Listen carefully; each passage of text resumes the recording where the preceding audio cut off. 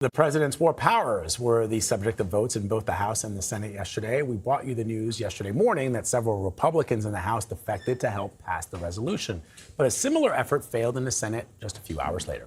CBS News congressional reporter Taurean Small joins us from Capitol Hill this morning. So bring us up to speed on those votes, and where do things go from here, Taurean?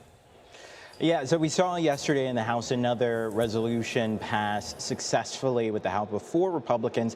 That's Representative Tom Barrett of Michigan, Representative Warren Davidson of Ohio, of course, Thomas Massie of Kentucky, who's been a thorn in the president's side since his falling out with him over the Epstein files, and then also Representative Brian Fitzpatrick of Pennsylvania, who's in a tough re-election bid right now. Hours later, though, we saw a similar resolution come up before the Senate, and that, unfortunately for Democrats there, did not successfully pass, partly because we only saw one Republican, Susan Collins of Maine, support that resolution. Lisa Murkowski and Rand Paul, who previously supported resolutions, were not on the floor to support that vote. John Fetterman, the Democrat from Pennsylvania, also voted against that resolution, joining with Republicans again to essentially stymie the effort there. Even though if that were to pass, these are largely symbolic resolutions. They hold no bearing or teeth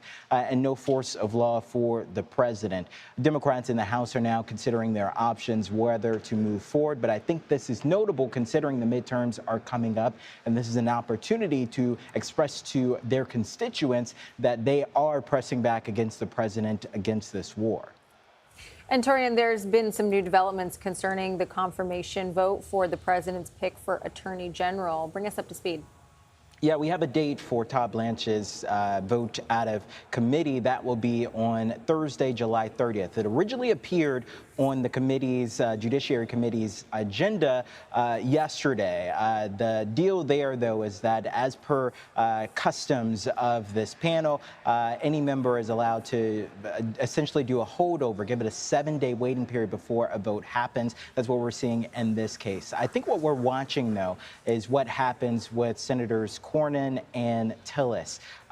Those two have had trepidation around supporting this nomination for different reasons.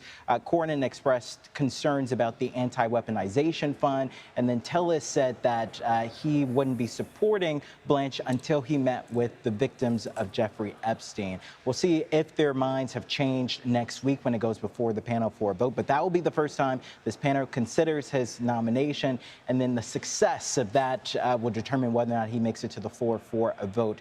Darlene Graham, Senator Lindsey Graham's sister and replacement for his seat after his passing, was just sworn in yesterday as well to this committee. So now there are 12 Republicans to 10 on that panel, 10 Democrats on that panel, meaning they will take 2 Republicans to defect in order to block his nomination. But again, we'll see when that first vote finally happens on the 30th.